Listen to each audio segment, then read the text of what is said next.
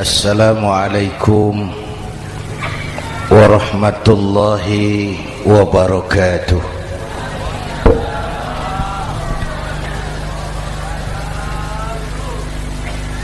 Alhamdulillahi wa kafa, wassalatu wassalamu ala sayyidina Muhammadin al-Mustafa wa ala alihi wa ashabihi ahli sidqi wal wafa, amma ba'd.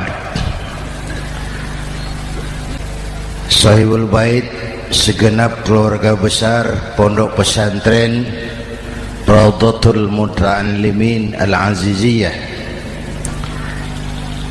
bapak-bapak, ibu-ibu, hadirin hadirat ma'asyiral muslimin yang saya cintai,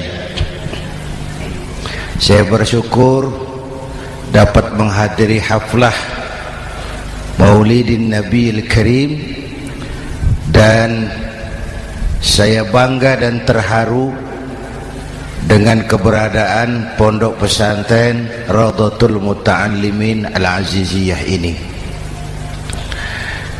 Sekarang ini banyak orang bisa memberi contoh,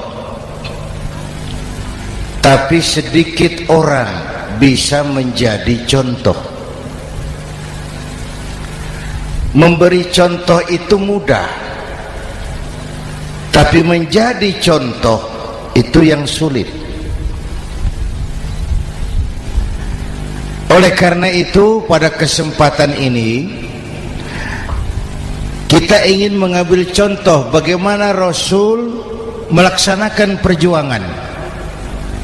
Apa modal utamanya? Saya sampaikan 3 sajalah, mudah-mudahan selesai 10 menit. Yang pertama, modal utama perjuangan baginda Rasul adalah akhlakul karimah. Memperbaiki akhlak dengan akhlak. Oleh karena itu, surah Madu sudah selesai. Dari dan ke Madura jadi lebih mudah. Bahkan Madura akan jadi daerah industri. Tetapi yang kita ingin, Madura tetaplah Madura. Akhlak tidak boleh berubah. Zaman boleh berubah, akhlak tidak. Masa boleh berganti, tapi keyakinan tidak boleh mati.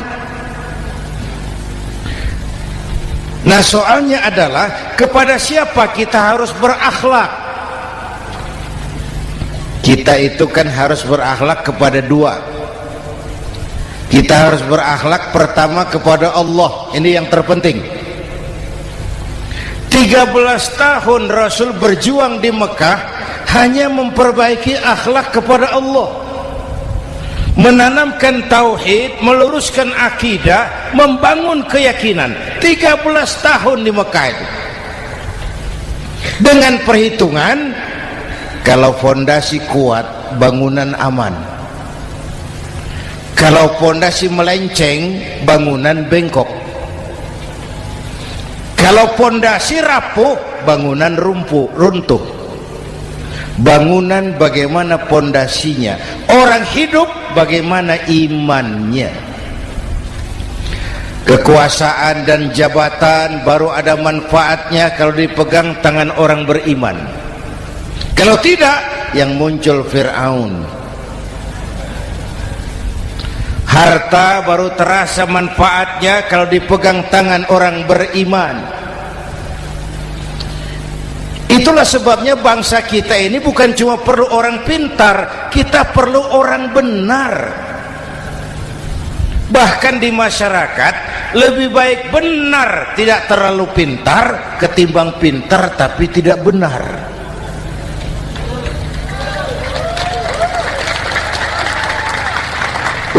Kalau sudah pintar tidak benar, rusak rakyat itu Pak.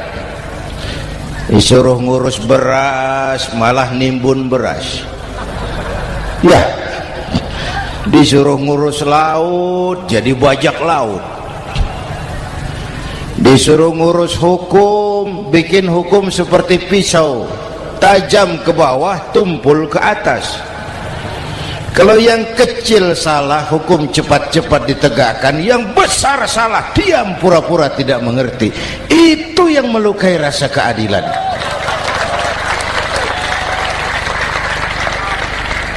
Mulai dari akhlak kepada Allah.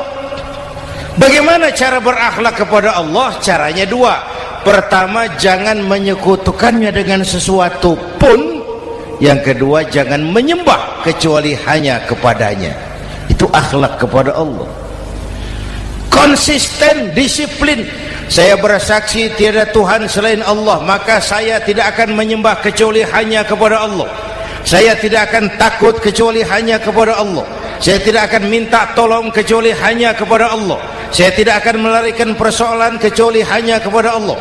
Saya bersaksi Nabi Muhammad utusan Allah, Nabi terakhir. Tidak ada Nabi sesudah Nabi Muhammad. Harga mati, titik. Disiplin. Ada yang mengaku jadi Nabi, wajib tidak percaya. Disiplin.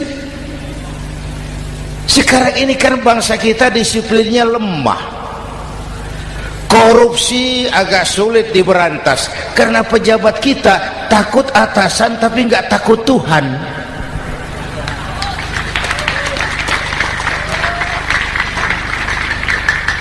Itu sama dengan anak muda naik sepeda motor ngebut, lampu merah jalan terus, di stop sama polisi.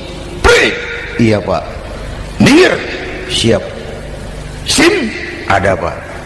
SNK ada pak. Tahu kau lampunya merah? Tahu pak. Kenapa lewat terus? Saya nggak tahu, ada bapak. Itu disiplin kita.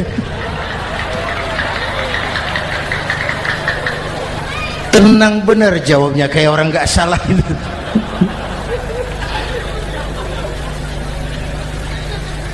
Iman.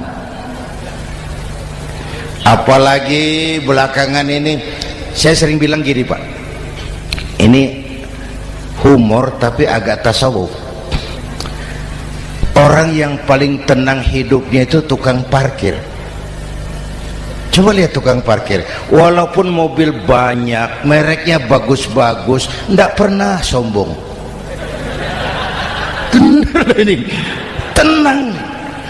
Nanti mobil pergi satu demi satu, habis sama sekali, dia tidak sedih. Tenang. Mobil banyak tidak sombong, mobil habis tidak sedih. Apa rahasianya? Ternyata, nih tasawufnya di sini. Tukang parkir tidak merasa memiliki, tapi merasa dititipi. Wah, itu. Siapa saja yang merasa memiliki, bersiaplah kehilangan, dan itu menyakitkan. Tapi kalau merasa dititipi, jabatan, harta, anak, istri, semua titipan, hiduplah seperti tukang parkir. Pertama, titipan tidak boleh bikin kita sombong. Dititipi kok sombong, tidak pantas ya. Pak Zainuddin titip mobil ya, silakan. Yang punya mobil pergi, saya petatang peteteng. Tidak pantas dititipi kok sombong. Ada orang dititipi jabatan oleh Allah sombong. Dititipi sombong. Ada enggak pejabat sombong? Ada, namanya Fir'aun. Itu pejabat-pejabat sombong anak buah Fir'aun semua. Dititipi harta oleh Allah jadi orang kaya, sombong sama tetangga, tidak mau kenal orang lain, kecil semua, jalan tidak injak tanah, kuntilanak. Yang kedua penting, titipan harus dijaga baik-baik. Kalau tidak, yang nitip marah. Yang nitip marah. Pak, titip sepeda motor, silakan. Waktu diambil sepeda motor, kaca spion pecah, knalpot hilang, bemper hancur. Marah enggak yang nitip? Marah. Saya kan titip, kenapa enggak dijaga baik-baik? Dititipi harta oleh Allah jadi orang kaya supaya bangun pesantren, bela yatim, santuni yang lemah. Pelitnya 17 setan. Yang nitip marah. Dititipi jabatan oleh Allah isinya korupsi saja, yang nitip marah. Nah, saya mau kasih lihat sekarang. Allah titip Indonesia. Allah titip Indonesia. Hai rakyat, ini Indonesia, aku titip, kata Allah. Sebentar, ada meja mau naik. Silakan, Mas. Iklan. Ya, terima kasih. Jangan disangka kalau disediakan air teh pidatonya jadi lama. Dekorasi ini kok. Sampai mana tadi? Hai rakyat, ini Indonesia, aku titip, kata Allah. Ini negara besar dan kaya. Titipan ini ditebus dengan keringat, air mata, darah, dan nyawa. Ini bedanya. Malaysia memang merdeka tapi diberi Inggris. Singapura merdeka diberi Inggris. Indonesia merdeka, keringat, air mata, darah, dan nyawa. Ini negara aku titip, kata Allah. Ini negara besar dan kaya. Buminya subur. Di atas perut buminya segala tanaman hidup. Di bawah perut buminya ada gas, minyak, batu bara. Lautnya kaya, hutannya kaya. Kekayaan negeri ini harus digunakan bagi sebesar-besar kemakmuran rakyat. Itu amanat konstitusi. Disalahgunakan, dikorupsi, yang nitip marah. Yang nitip marah. Kalau dia marah, dia suruh makhluknya yang lain negur. Siapa? Merapi, Bromo, anak Krakatau. Itu Merapi demo, Pak. Kalau kita rakyat demo, anak buahnya Pak Danres turun.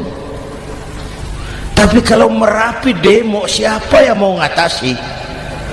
Mbak Marijan. Selesai. Sekarang Mbah Marijan sudah kumpul sama Mbah Surip di alam barzah, dia sudah ketemu dia. Kata Mbah Surip, tenang Mbah Marijan, tak gendong, aman sudah. Aman sudah. Saya mau bilang Merapi itu makhluk, Krakatau itu makhluk, Bromo itu makhluk. Tidak mungkin makhluk bergerak dengan sendirinya, pastilah ada yang menggerakkan. Maka baik-baiklah sama yang bikin angin supaya bertiupnya sesuai keperluan. Baik-baik dengan yang bikin air supaya datangnya sesuai kebutuhan. Baik-baik sama yang bikin gunung supaya meletusnya pelan-pelan.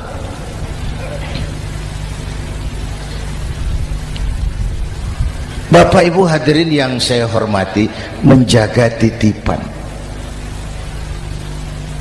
Jangan menyembah kecuali hanya kepadanya. Jangan menyekutukannya dengan sesuatu pun. Ayo, saya ngobrol kita.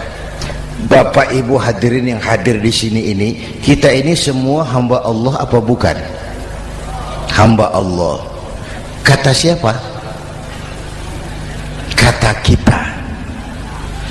Kalau kata kita namanya ngaku. Ngaku itu boleh dan murah. Apa diakui? Kita belum tahu.